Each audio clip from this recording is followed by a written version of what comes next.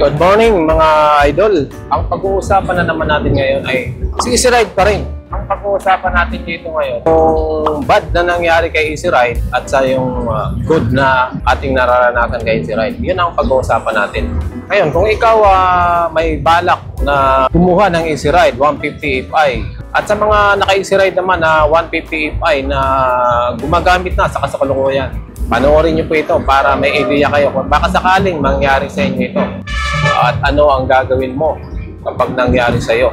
Itong video na ating gagawin, hindi po ito scripted, hindi po ito plinano. Kumbaga, base po ito sa ating naranasan kung ano nga ba ang performance ni Easy Ride. Si Easy Ride ba ay maganda o maasahan? Yun po ang pag-uusapan natin. Siyempre, uumpisan muna natin yung tungkol sa good, kung ano yung mga performance ni Easy Ride.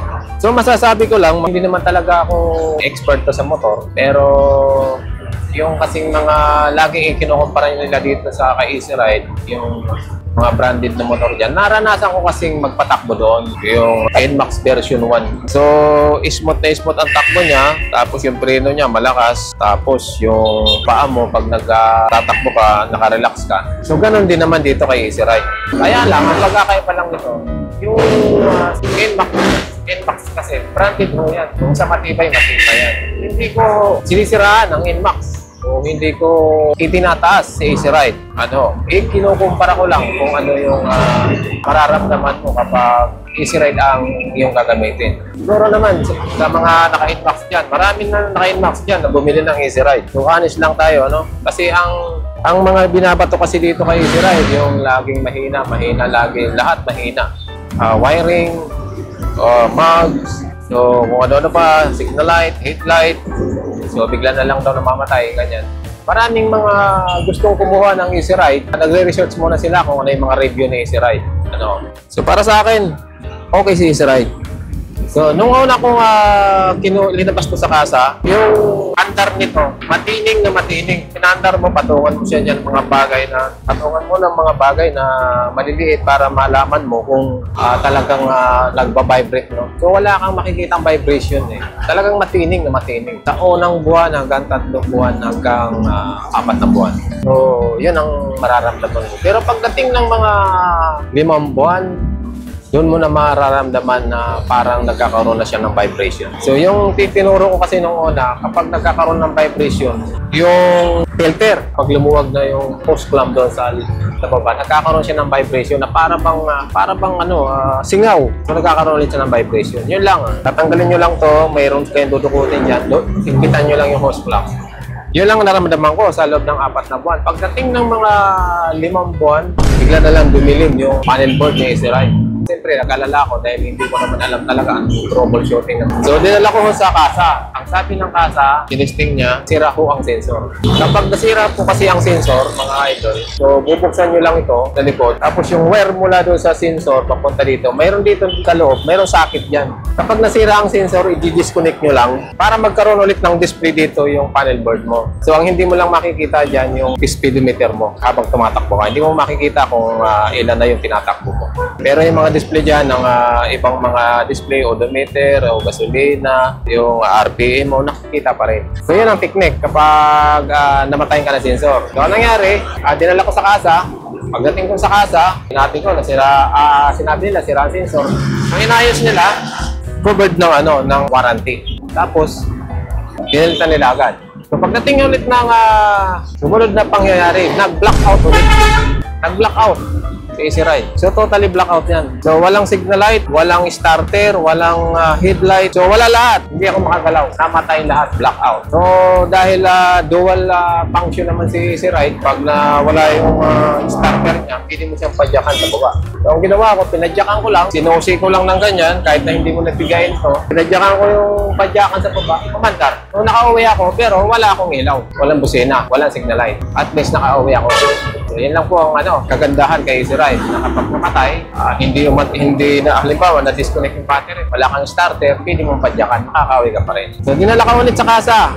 Pagdating dun sa kasa, ang sabi nila baka battery. So, talagang kasi lahat nakakonect sa battery. So, binuksan ulit yung loob na tiningnan yung fuse, yung box ng fuse. Nandun kasi doon yung main fuse at saka mga fuse ng accessory. So, pumutok lang pala yung fuse ng main fuse, yung 15 ampere. Kasi yung sa mga accessory, 10 amperes yan.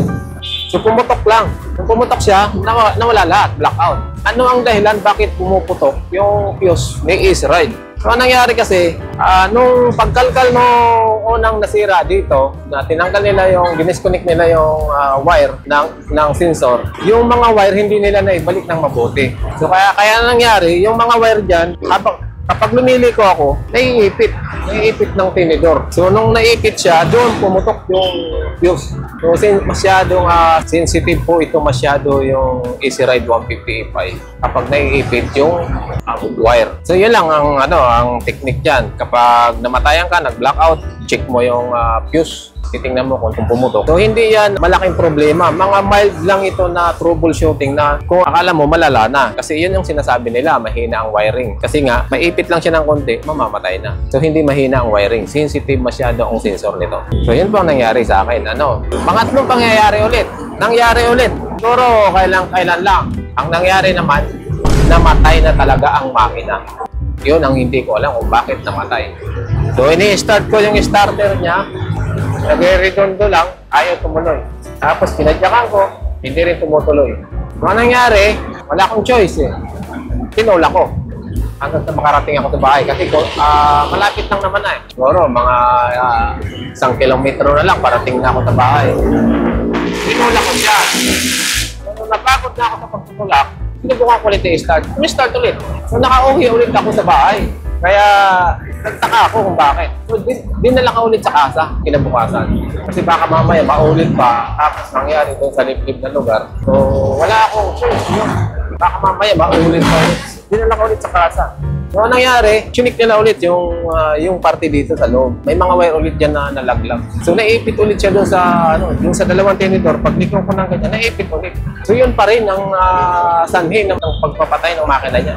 At yung isa pa, nakita niya talaga dito sa loob.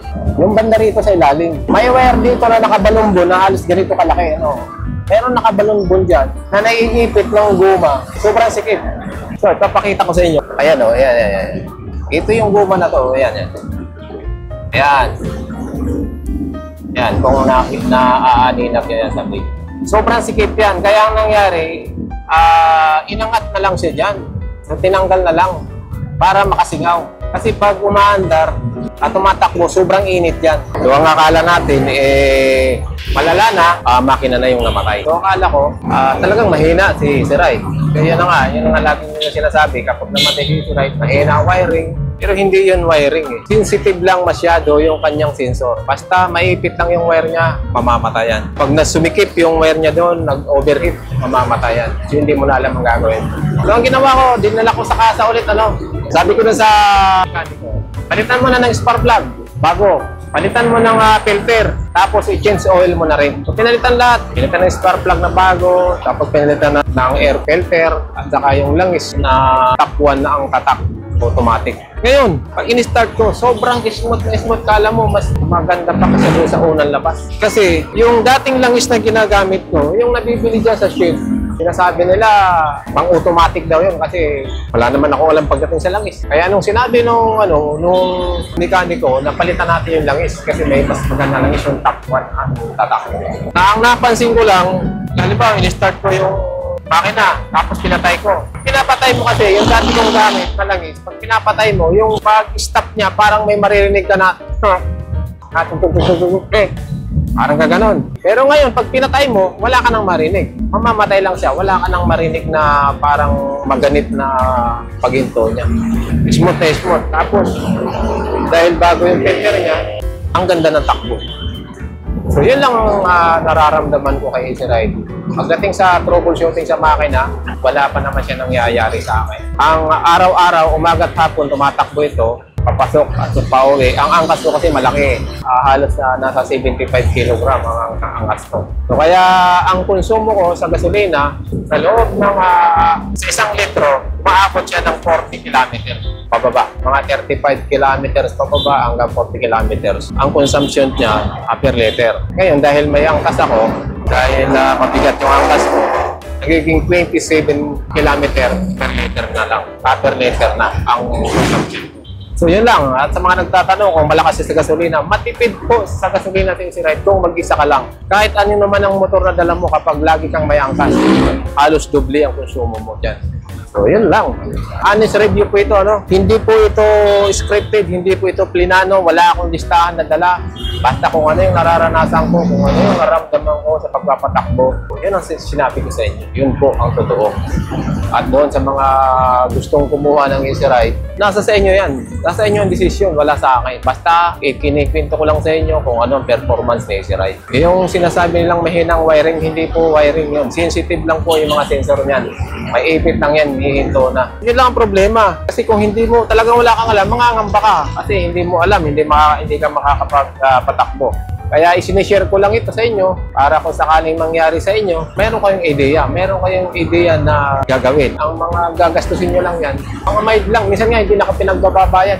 Pinagmimirinda ko na lang. At yung pangatlo pa lang sira nito, dahil na-i-warranty ko na nung una, na-i-warranty ko nung una sa sensor, pangatlong sira na sinasabi kong namatay ang makina, wala akong binayaran ulit sa kasa dahil covered ulit ng warranty. So yun lang po ang masasabi ko. Sana nagkaroon po kayo ng konting kalaman sa atin na pinag-uusapan tungkol sa Easy Ride. At sana makatulong ito. Ano man ang mangyari sa motor nyo, easy lang. Relax lang. Hindi po yan ang katapusan ng motor mo. Bago na tayo magtapos ng ating vlog, shoutout nga pala kay Noel Vlog dyan po sa Valenzuela. At sa kay Isidro Bahar Vlog dyan po sa Masbate. Siyempre, kay Papa John's TV, ang biyaherong Masbate nyo pero hindi babayero. Siya po ay maganda ang kanyang adikain sa kanyang vlog. Siya po ay tumutulong sa mga mahihirap. At siyempre, shoutout nga rin kay Rex Motovlog. Rex Motovlog, mabuhay ka. Maraming salamat. Mabuhay po kayo.